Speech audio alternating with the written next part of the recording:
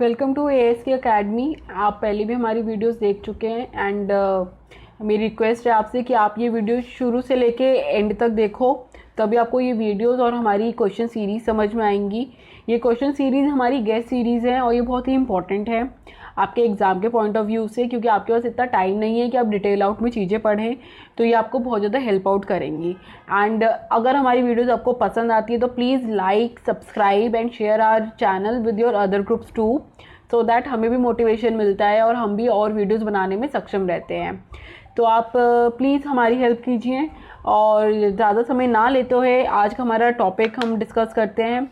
ये हमारा 4th B जो हमारा पेपर होता है, that is your understanding the discipline and it's subjects. ये हमारा 4B पेपर होता है हमारी B.Ed के सेकेंड ईयर में। आज हम इसके बारे में बात करते हैं। Let's come to the video please.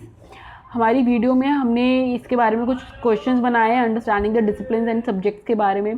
सबसे पहले ये जानना ज़रूरी होता है कि understanding the discipline and subjects है क्या, इनकी ज़रूरत क्या है। Understanding the discipline and subjects as a teacher हमारे लिए इसलिए ज़रूरी है क्योंकि जब तक हम अपने सब्जेक्ट को नहीं समझ पाएंगे, जब तक कि हम अपने सब्जेक्ट के रिलेशंस को दूसरे सब्जेक्ट के रिलेशन से नहीं समझ पाएंगे, हम कहीं ना कहीं असक्षम रहेंगे अपने सब्जेक्ट को पढ़ाने में।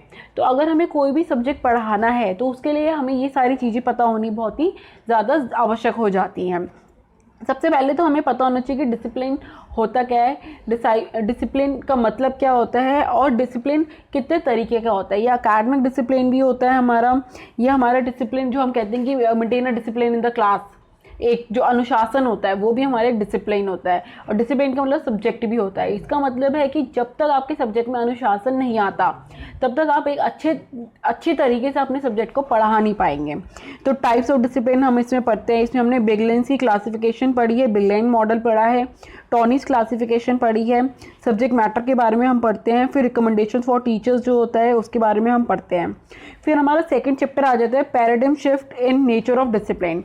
अब जो डिसिप्लिन की हमारे सब्जेक्ट की जो नेचर थी उसमें जो शिफ्ट आया है, उसमें जो चेंज आया है, that is a paradigm shift. That is your approaches towards your subject. आपके सब्जेक्ट आपके डिसिप्लिन में जो अप्रोचेज हैं, यानी कि interdisciplinary approach, multidisciplinary approach, transdisciplinary approach, हम इनके बारे में पढ़ते हैं कि ये कौन कौन सी अप्रोचेज है और ये कैसे एक दूसरे से इंटरलिंक करती हैं, क्या क्या इनके एजम्पशंस ऑफ मॉडर्न और डिसिप्लिन स्टेटस क्या है, सोशल एथिक्स क्या होते हैं, करिकुलम क्या होता है, टाइप्स ऑफ करिकुलम पढ़ते हैं, उसकी इंपॉर्टेंस पढ़ते हैं।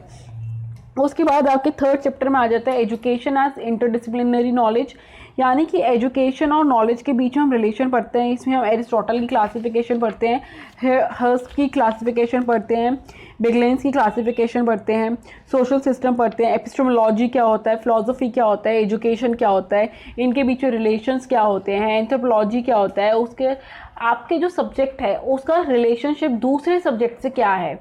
यानी कि अगर मेरे पास सोशल स्टडीज़ है तो सोशल स्टडीज़ का रिलेशन मैथ्स के साथ क्या है, साइंस के साथ क्या है, हम ये सारी चीज़ें पढ़ते हैं। और सोशल स्टडीज़ का रिलेशन खुद के साथ क्या है, हम ये भी पढ़ते हैं। This was just an example ताकि आपको समझ में आए चीज़ें। फिर उसके बाद थ्योरी आ जाती है हमारी, जिसमें हमारी कुछ डेवलपमेंट्स है, सोशल डेवलपमेंट आ जाती है, सोशल स्कूल एजुकेशन के बारे में हम पढ़ते हैं, वुमेन एजुकेशन के बारे में पढ़ते हैं, इंफ्रास्ट्रक्चर डेवलपमेंट होती है हमारी, सोशल डेवलपमेंट होती है, टीचर एजुकेशन होती है, टीचर्स के क्या रोल है, स्टूडेंट्स के क्या रोल है, स्कूल के क्या रोल होते हैं, इन सब के बारे में हम पढ़ते हैं। फिर हमारा लास्ट इसमें टॉपिक आता है सपोर्टिंग सिस्टम ऑफ एजुकेशन, कि एजुकेशन हमें एजुकेशन दिलवाने में, एजुकेशन को फॉरवर्ड रखने में कौन कौन से सपोर्टिंग सिस्टम्स हमें हेल्प आउट करते हैं।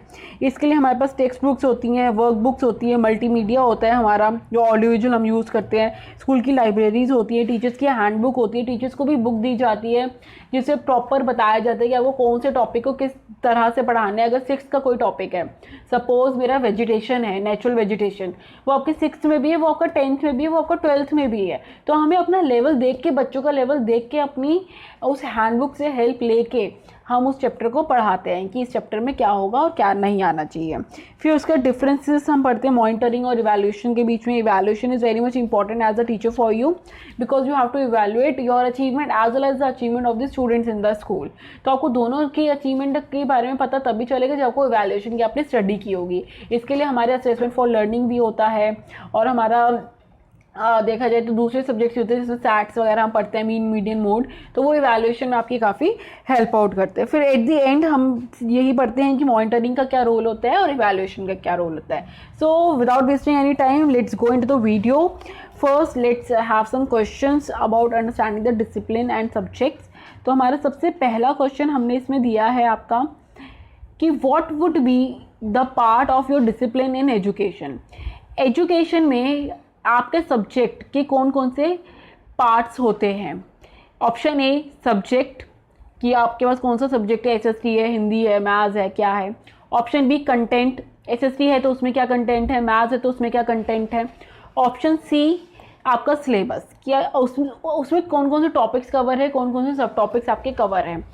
ये जो तीनों चीज़ें हैं ये मिल के आपका एक डिसिप्लिन बनाती हैं, यानी कि एक सब्जेक्ट को कंप्लीट करती हैं। इन तीनों के बिना आपका कोई भी सब्जेक्ट कंप्लीट नहीं होगा। और ये तीनों चीज़ें कौन डिसाइड करता है, ये आपकी एजुकेशन कमेटी जो होती है स्कूल की वो डिसाइड करती है, जिसमें सारे HODs होते हैं, वाइस प्रिंसिपल होते हैं और प्रिंसिपल होते हैं। फिर आपका नेक्स्ट क्वेश्चन हमने दिया है इसमें, question number 2, humanities and social science comes under which classification of the discipline. हमारे जो बिगलेन थे उन्होंने कुछ क्लासिफिकेशंस दी थी हमें रिगार्डिंग दी सब्जेक्ट्स, कि कौन सा सब्जेक्ट हार्ड में आता है, कौन सा सब्जेक्ट प्योर में आता है, कौन सा सब्जेक्ट सॉफ्ट में आता है।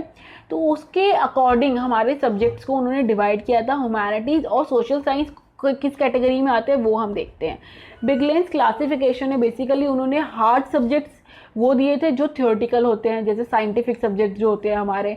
प्योर जो होते हैं जैसे कि केमिस्ट्री है, दैट इज़ वेरी प्योर, उसमें आपको कुछ करना ही नहीं। आपको पता है कि अगर आपने कार्बन में ऑक्सीजन डाली तो कार्बन डाइऑक्साइड बनेगा, मीथेन में ऑक्सीजन डालिए तो मिथेन ऑक्साइड बनेगा। सॉफ्ट एंड प्योर सब्जेक्ट्स वो होते हैं जैसे कि हमारा ह्यूमैनिटीज़, सोशल साइंस जो थियोरेटिकल है, जो आपकी रियलिटी से बेस्ड है, जो कि थोड़े इजी भी होते हैं लर्न करने में, दैट इज़ वाई वो सॉफ्ट में कहलाए जाते हैं। सॉफ्ट और अप्लाइड वो सब्जेक्ट्स होते हैं जो एप्लीकेशन बेस्ड होते हैं और इजी होते हैं ग्रास्प करने के लिए। हार्ड एंड अप्लाइड वो सब्जेक्ट्स होते हैं जो थोड़े मुश्किल होते हैं, जैसे आपके फिजिक्स का हो गया। फिजिक्स में अगर हम जाते हैं तो उसमें काफ़ी सारे फॉर्मूले आ जाते हैं, हमारी काफ़ी सारी चीज़ें आ जाती हैं। तो हमारे इसमें ऑप्शन बनते हैं, option A hard and pure, option B soft and pure, option C soft and applied, option D hard and applied. तो इसमें हमारा आंसर आता है हमारा ऑप्शन बी, यानी कि सॉफ्ट एंड प्योर। देन हमारा नेक्स्ट क्वेश्चन आ जाता है question number 3, as a teacher. अब ये थोड़े इंटेलेक्चुअल क्वेश्चंस होते हैं। देखो आपको वो सिचुएशन बेस्ड भी क्वेश्चन दे सकते हैं और आपसे पर्सनल भी यहाँ पर डायरेक्ट क्वेश्चन भी पूछ सकते हैं, क्योंकि आपको नहीं पता कि सामने वाला इन्विजिलेटर किस मूड में आपका पेपर बना रहा है और किस वे में आपका पेपर बना रहा है। Basically as a teacher if you are teaching 2 or more subjects together in your class, which type of discipline you have opted। अब इसमें टाइप्स ऑफ डिसिप्लिन आपने किए होंगे। इसमें ये सवाल है कि अगर कोई टीचर 2 सब्जेक्ट्स को इंटरलिंक करके अपनी क्लास में पढ़ा रहा है, सपोज मैं एसएसटी की टीचर हूँ और मैंने हिस्ट्री को इंटरलिंक किया अपनी केमिस्ट्री से। हिस्ट्री को कैसे इंटरलिंक करेंगे हम केमिस्ट्री से, कि आयरन कब मिला, तो आयरन का मैंने उसमें फॉर्मूला बना दिया कि आयरन का फॉर्मूला Fe। उसके बाद हम उसको इंटरलेट कर सकते हैं कि आयरन के साथ ऑक्सीजन मिली तो आयरन ऑक्साइड बन गया इस चीज़ से। This was just an example for you, ताकि अगर हम 2 सब्जेक्ट को इंटरलिंक करके पढ़ाते हैं तो वो कौन सी हमारी होती है। Option A correlated discipline, option B soft discipline, option C multi discipline या ऑप्शन डी फ्यूज डिसिप्लिन। तो अगर आप ऑप्शन ए देखें, इसमें तो कोरिलेशन हम बिठाते हैं दूसरे सब्जेक्ट से अपने सब्जेक्ट का, यानी कि हम रिलेट करने की कोशिश करते हैं। सॉफ्ट डिसिप्लिन थ्योरेटिकल होता है जिसमें हम सिर्फ थ्योरीज पढ़ाते हैं। मल्टी डिसिप्लिन जिसमें हम एक से ज़्यादा अपने डिसिप्लिन के बारे में बताते हैं, मतलब अपने डिसिप्लिन को ही ब्रेक डाउन करके हम बताते हैं चीज़ें। फ्यूज आपने सुना होगा, फ्यूजन होता है मिक्सचर। बेसिकली जब हम मिक्स करते हैं किन्हीं 2 चीज़ों को तो वो फ्यूजन कहलाया जाता है, उसी से फ्यूज बनता है और हमारा हो जाता है इसमें ऑप्शन डी आंसर, यानी कि फ्यूज डिसिप्लिन। फिर सवाल नंबर 4 है आपका, which form of disciplinary known to be alternative form of disciplinary. ऐसे कौन सी डिसिप्लिनरी है जो कि आपका ऑल्टरनेटिव फॉर्म ऑफ डिसिप्लिनरी कहलाया जाता है, यानी कि उसका दूसरा नाम। तो जिसने ऑल्टरनेटिव फॉर्म ऑफ डिसिप्लिनरी किया होगा उसे पता होगा कि कौन सी डिसिप्लिनरी है ये। Multidisciplinary, B option transdisciplinary, C option pure disciplinary, या डी ऑप्शन अप्लाइड डिसिप्लिनरी। तो इसमें हमारा ऑप्शन बनता है हमारा ऑप्शन नंबर ए, यानी कि मल्टी डिसिप्लिनरी। तो मल्टी डिसिप्लिनरी हमारा होता है जिसमें कि हम अपने डिसिप्लिनरी को ऑल्टरनेटिव फॉर्म ऑफ डिसिप्लिनरी बताते हैं। ऑल्टरनेटिव फॉर्म ऑफ डिसिप्लिनरी कि इसका दूसरा नाम, एक तरीके से कि हमारा दूसरा नाम डिसिप्लिन का ये चीज़ है। तो हमारा आंसर आ जाता है मल्टी डिसिप्लिनरी। देन हमारा नेक्स्ट क्वेश्चन है क्वेश्चन नंबर 5, यानी कि what do you understand by subject matter knowledge. जिसको सब्जेक्ट मैटर नॉलेज होती है वो कहीं ना कहीं हमारी एक अच्छी टीचर मानी जाती है, क्योंकि उसके अपने सब्जेक्टिव मैटर के ऊपर उसकी बहुत अच्छी नॉलेज होती है। तो इसका क्या मतलब होता है, मकसद क्या होता है, ये हम जानते हैं। Option A, knowledge of the subject, की सब्जेक्ट के बारे में नॉलेज होनी। Option B, one's ability to transfer the knowledge into teaching. Option C, ability to improve the knowledge of subject, या ऑप्शन डी ये सभी। तो इसका आंसर आप खुद देखिए। आप टीचर हैं, ओबियसली बात है, टीचर आप तभी बनेंगे जब आपने बीएड कर रखा होगा, ग्रेजुएशन कर रखा होगा, मिनिमम रिक्वायरमेंट जो होती है, या आपने जेबीटी कर रखा है, 12th तक पढ़ाई कर रखी है। तो इसका मतलब कि नॉलेज तो है आपको अपने सब्जेक्ट की, तभी आपने इतनी पढ़ाई की है कि 12th पास हो आप। उसके बाद आपके अंदर एबिलिटी भी है, क्योंकि हम टीचिंग लाइन में जा रहे हैं तो हमें पता है कि हमारे अंदर इतनी क्षमता है कि हम अपने सब्जेक्ट को इम्प्रूव कर सकते हैं बाय अकेडमिकली और by putting the examples of the real life. लेकिन एक एबिलिटी होना कि जो हमारे पास नॉलेज है, उस नॉलेज को समझाने की क्षमता होना दूसरे शख्स को, that is your subject matter knowledge basically. तो हमारा आंसर हो जाता है ऑप्शन बी, यानी कि one's ability to transfer the knowledge into teaching. उसके बाद आ जाता है सवाल नंबर 6 हमारा, the structure of scientific revolution written by whom and when. Scientific revolution आपकी किसने लिखी थी और कब लिखी थी। Option A Feyerabend 1960, option B Thomas Kuhn 1962, option C Ian Hacking 1961, या ऑप्शन डी स्टेनले फिश 1963। तो इसका आंसर है ऑप्शन बी, थॉमस कोहन। 1962 में उन्होंने स्ट्रक्चर ऑफ साइंटिफिक रेवोल्यूशन लिखी थी। अब ये जो क्वेश्चन है ये बहुत ही डायरेक्ट क्वेश्चन है, this is your applied question, जिसने पढ़ा होगा उसको आता होगा। तो इस क्वेश्चन के लिए हमें ज़्यादा थ्योरेटिकली जाने की ज़रूरत नहीं है। अब सवाल नंबर 7 हम करते हैं, professionalism comes under which perspective of discipline. हमारा प्रोफेशनलिज्म जो है वो कौन से परस्पेक्टिव में आता है डिसिप्लिन के। डिसिप्लिन में हमारा प्रोफेशनलिज्म कौन से मतलब परस्पेक्टिव इन अ वे कि आप किस परसेप्शन से आप उसे देखते हो। Philosophical perspective, B sociological perspective, C educational perspective, या D all of the above. तो इसमें हमारा फिलोसफिकल परस्पेक्टिव नहीं आता, क्योंकि हम प्रोफेशनलिज्म को फिलोसफी से थोड़ी ना देखते हैं। इसमें हमारा सोशोलॉजिकल पर्सपेक्टिव आता है कि हम सोशल होते हैं, इसमें हम इंटरेक्शन करते हैं, इसमें हम स्टूडेंट से इंटरेक्ट कर रहे हैं, प्रिंसिपल से इंटरेक्ट कर रहे हैं, हम उनके पेरेंट्स से इंटरेक्ट कर रहे हैं, तो हम सोशल हो रहे हैं। दैट इज, इसका आंसर है ऑप्शन बी, यानी कि सोशोलॉजिकल पर्सपेक्टिव। फिर आ जाता है हमारा क्वेश्चन नंबर 8, यानी कि master skills comes under which approach of the discipline. अब मास्टर स्किल्स हमारी कौन से डिसिप्लिन के अंदर आती है, कौन सी अप्रोच के अंदर आती है डिसिप्लिनरी की, वो हम देखते हैं। मास्टर स्किल का मतलब होता है कि जब आपकी स्किल्स में आप मास्टर हो जाते हो, यानी कि आप इतने सक्षम हो कि आप किसी भी स्टूडेंट को अपनी नॉलेज को ट्रांसफ़र कर सकते हो। तो उसमें हो जाता है हमारा disciplinary approach, transdisciplinary approach, interdisciplinary approach, alternate disciplinary. तो जिसने अप्रोचेस ऑफ डिसिप्लिनरी कर रखा होगा उसके लिए बहुत ही आसान ही सवाल है कि इसका आंसर है ऑप्शन ए, डिसिप्लिनरी अप्रोच, यानी कि पढ़ाने की क्षमता होनी। फिर आ जाता है हमारा सवाल नंबर 9, यानी कि what does IDR stands for. ये अगर आपने प्रीवियस वीडियोस हमारी देखी हो उसमें भी हमने बताया हुआ है कि IDR एक आपका एक्रोनिम है, और वो आपसे एक्रोनिम भी पूछ सकते हैं और वो आपसे एक सिंगल वर्ड भी पूछ सकते हैं कि इसे डी का क्या मतलब है या आर का क्या मतलब है। Option A initial development of research, option B incentive distribution of research, option C intentional interdisciplinary research. तो इसका आंसर आपका बनता है, आपने अगर पढ़ा हो तो इसका आंसर है आपका इंटेंशनली इंटरडिसिप्लिनरी रिसर्च, यानी कि ऑप्शन सी। फिर आ जाते सवाल number 10, which of the following is known to be the characteristics of curriculum. अब जिस भी स्टूडेंट ने करिकुलम पढ़ा होगा उसे पता होगा कि करिकुलम की क्या क्या करेक्टरिस्टिक्स हैं और क्या क्या करेक्टरिस्टिक्स नहीं है। इकोनॉमिक कंडीशन ज़रूरी होती है करिकुलम के लिए? नहीं। करिकुलर एज अ प्लानिंग ज़रूरी होती है करिकुलम के लिए, यस। सोशल चेंज क्या ज़रूरी होता है करिकुलम के लिए, सोसाइटी का चेंज, बदलाव होना क्या आवश्यक है करिकुलम के लिए, नहीं। एनवायरमेंटल इन्फ्लुएंस करते करिकुलम को, नहीं। तो ये नाम से ही पता चल रहा है कि करिकुलर एज अ प्लान ही इसका आंसर है, यानी कि option B curricular as a plan इसका आंसर है। फिर सवाल नंबर 11 है हमारा, what does IDEA stands for.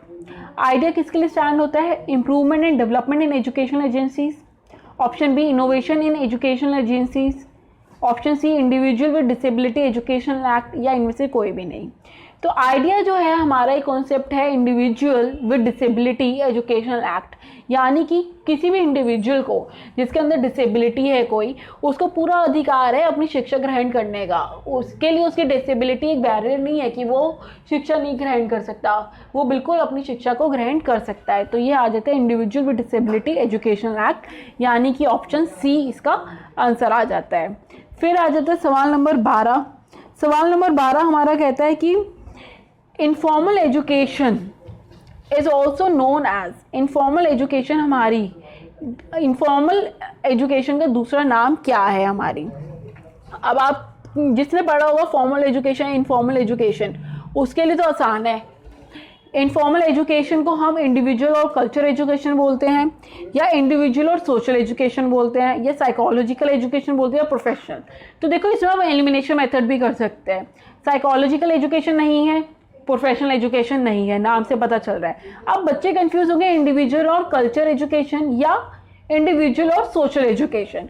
तो जहाँ पे इनफॉर्मल है वहाँ पे हमारा आ जाता है कल्चर। कल्चर यानी कि एक दूसरे से जो हम इनफॉर्मली सीख रहे हैं, यानी कि बच्चा जो बचपन से चीज़ें सीखता हुआ आ रहा है, दैट इज़ इनफॉर्मल लर्निंग। उसे किसी ने बोला नहीं है कि वो वही भाषा बोले जो उसके घर में चल रही है, या वही भाषा बोले जो उसके नेबर्स बोलते हैं, लेकिन वो उन चीज़ों से प्रभावित होता है, वो चीज़ें कहीं ना कहीं उसमें नज़र आती हैं। तो इसका है ऑप्शन ए इंडिविजुअल और कल्चर एजुकेशन। फिर आ जाता है हमारा सवाल नंबर 13, यानी कि what is the role of education in social system. अब एजुकेशन का क्या रोल है हमारे सोशल सिस्टम में। सोशल सिस्टम होता है जो सोसाइटी ने बनाया हुआ सिस्टम होता है एक, कि इसके अंदर एजुकेशन हम इस तरीके से चलाएंगे, या इस सिस्टम के अंदर। सिस्टम क्या होता है, जब आप किसी फंक्शन को, जब कुछ लोग मिलके कोई फंक्शन बनाते हैं और उसे इम्प्लीमेंट करते हैं, और एजुकेशन का सोसाइटी में एक बहुत बड़ा रोल होता है। क्या रोल होता है वो हम देखते हैं। Option A social control, option B social integration, option C education for occupational placement, या option D all of the above. तो अगर आप देखो तो एजुकेशन से हमारा सोशल कंट्रोल भी रहता है, लोगों को अपने एथिक्स पता होते हैं, what is right what is wrong पता होता है। सोशल इंटीग्रेशन, आपस में हम मिलजुल के भी रहते हैं। एजुकेशन फॉर ऑक्यूपेशनल प्लेसमेंट, जो हमारे ऑक्यूपेशन की प्लेसमेंट होती है वो भी हम करते हैं एजुकेशन के थ्रू, क्योंकि स्किल्ड लेबर को स्किल्ड वाली ऑक्यूपेशन मिलता है, जो अनस्किल्ड होती है उन्हें अनस्किल्ड वाला ऑक्यूपेशन मिलता है उसके अकॉर्डिंग। तो हमारा आंसर आ जाता है ऑप्शन डी, यानी कि ऑल ऑफ द अबव। फिर आ जाते हैं सवाल number 14, epistemology stands for what. आपके एपिस्टेमोलॉजी का क्या मतलब होता है। तो अगर आप देखो तो अंडरस्टैंडिंग द डिसिप्लिन में आपके फर्स्ट यूनिट में ही ये चीज़ जो है वो बताई गई है आपको कि एपिस्टेमोलॉजी का मतलब होता है क्या। Option A previous knowledge, option B knowledge, option C mastery knowledge, या ऑप्शन डी फिलोसफिकल नॉलेज। अगर आप देखो तो प्रीवियस नॉलेज, मास्टरी नॉलेज और फिलोसफिकल नॉलेज नॉलेज के ही पार्ट हैं। तो इसका आंसर बहुत ही डायरेक्ट है, यानी कि ऑप्शन बी आपका नॉलेज। फिर आपके पास आ जाता है सवाल नंबर 15, यानी कि मेटाफिजिक्स किसके साथ डील करता है। मेटाफिजिक्स क्या ब्रांच ऑफ फिजिक्स है। Option B branch of philosophy, option C branch of cosmology, या option D branch of science.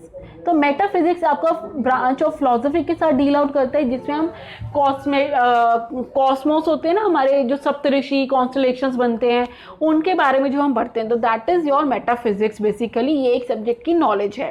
तो इससे फिलोसफीज आती हैं, हम कहते हैं ना कि ये जो नॉर्थ पोल का तारा है ये हमेशा चमकता रहता है, आज सप्तऋषि ऐसा बना है, आज बियर की शेप है इसकी, आज तीर वाली शेप है। तो उसके अकॉर्डिंग हम अपनी फिलोसफीज को देते हैं, नक्षत्र जैसे हम कहते हैं, जब उनके बारे में पढ़ते हैं तो वो मेटाफिजिक्स की डीलिंग हो जाती है एक तरीके से।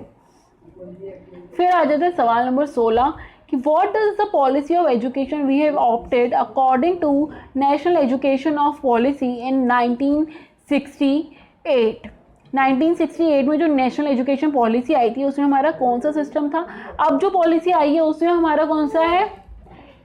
5+3+4। लेकिन जो हमारी 1968 में जो नेशनल एजुकेशन पॉलिसी थी उसमें था हमारा 10+2+3, यानी कि ऑप्शन बी इसका आंसर बनेगा 10+2+3। वो आपसे करंट वाले भी पूछ सकते हैं, वो आपसे प्रीवियस वाली भी पूछ सकते हैं। उसके बाद आपके आ जाते हैं, पॉज करना,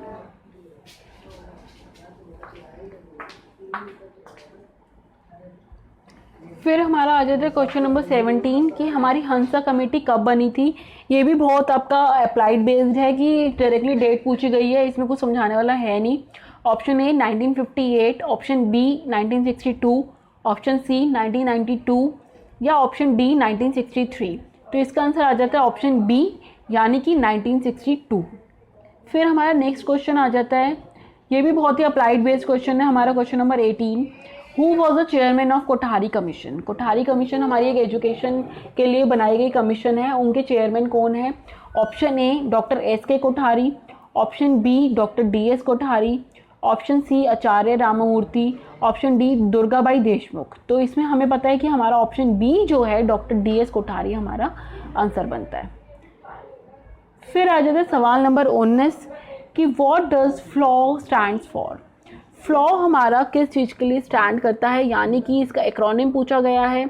आपके लिए ये एक्रोनिम में एक लेटर भी पूछा जा सकता है और आपको ये पूरा का पूरा वर्ड भी पूछा जा सकता है। इसका आपको मतलब मीनिंग पता होना चाहिए। Option A functional literacy for adult women, option B fluent literacy for all women, option C functional literacy for aged women या option D frequent language for all.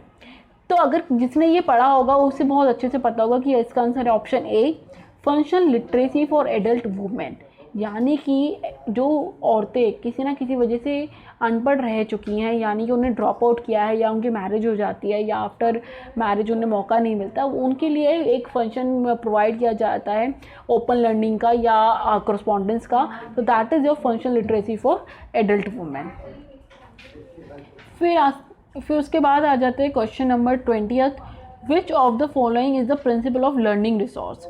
Learning resource की प्रिंसिपल्स आपको याद करने पड़ेंगे कि इसमें से कौन सा प्रिंसिपल है। प्रिंसिपल तो देखो हमें चाइल्डहुड एंड ग्रोइंग अप में भी करने पड़ते हैं, नॉलेज एंड करिकुलम में भी करने पड़ते हैं। प्रिंसिपल होते हैं किन सिद्धांतों पे ये चीज़ बनी गई है basically.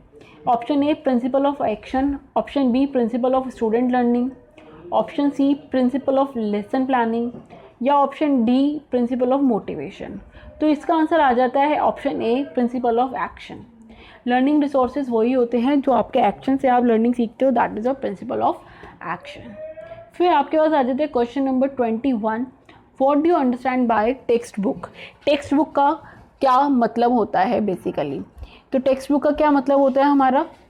It is an outline और समरी ऑफ टॉपिक्स, की कुछ टॉपिक्स दे दिए उनकी समरी बना के आपको दे दी, ये नहीं होता है। It is a course book, कि आपको एक कोर्स दिया गया है कि इसको आपकी जो जितनी भी टेक्स्ट बुक होती है ना वो सारी इंटरलिंक्ड होती हैं।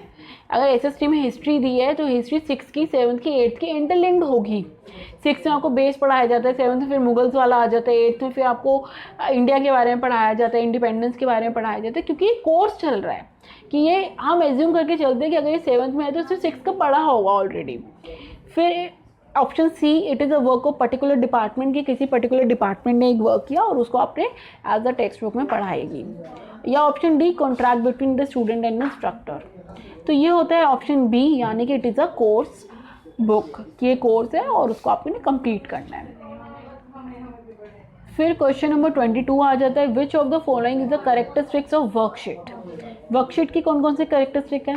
हिस्ट्री, नेम्स, थीम या ये सभी? तो आपको हिस्ट्री पता होनी चाहिए आपकी वर्कशीट के लिए कि इसमें क्या था, क्या हमने प्रीवियसली किया है, क्या हम करने वाले हैं। नाम पता होना चाहिए कि वर्कशीट है किसकी, मैथ्स की है, एसएसटी की है, साइंस की है। एक थीम होता है कि ये वर्कशीट का थीम क्या है, यानी कि अगर ये हिस्ट्री में है तो ये क्या हम मिडिवल हिस्ट्री कर रहे हैं, एशियन हिस्ट्री कर रहे हैं, कौन सी हिस्ट्री कर रहे हैं, या ये सभी। तो अगर हमें हिस्ट्री पता होगी, नेम्स ही पता होंगे और थीम्स ही पता होंगे, तभी हम किसी भी वर्कशीट को अटेम्प्ट कर पाएंगे, यानी कि हमारा ऑप्शन डी जो है ऑल ऑफ दी अबव इसका आंसर बनता है। फिर आ जाता है सवाल number 23 the term multimedia coined bye home. Multimedia आपने बहुत सुना है, आज की डेट में भी बहुत अच्छे से हम इसके बारे में बात करते हैं। तो ये मल्टीमीडिया किसने बनाया था, सबसे पहले कौन लेके आया था ये मल्टीमीडिया, वो हमें पता होना चाहिए। And it is very interesting to know about this. Option A Cartwright, option B Bob Goldstein, option C Phillips या ऑप्शन डी अलेक्जेंडर। तो इसका आंसर हो जाता है बहुत डायरेक्टली अप्लाइड बेस्ड है, ऑप्शन बी बॉब गोल्डस्टीन। फिर आ जाते हैं सवाल नंबर 24। In a class if you are using the combination of audiographic animation for better understanding what kind of multimedia you are using.